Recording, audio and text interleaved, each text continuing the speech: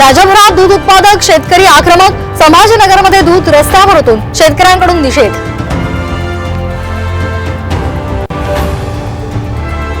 पहिल्याच दिवशी विधानसभेत शेतकरी प्रश्नावर विरोधक आक्रमक, कर्जमाफी मिळणार का याकडे लक्ष।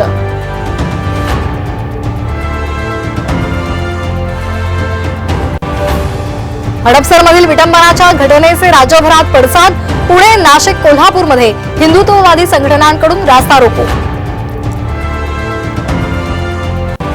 मनोज जरांगे यांच्या जालन्यामधील मातोरे गावात दगडफेक, अज्ञातांकडून झालेल्या दगडफेकीनंतर परिसरामध्ये तणावपूर्ण शांतता। शिखर बँक घोटाळा प्रकरणामध्ये अजित पवारांच्या अडचणीमध्ये पुन्हा वाढ, ईओडब्ल्यूच्या क्लोजर रिपोर्टला ईडीचा विरोध।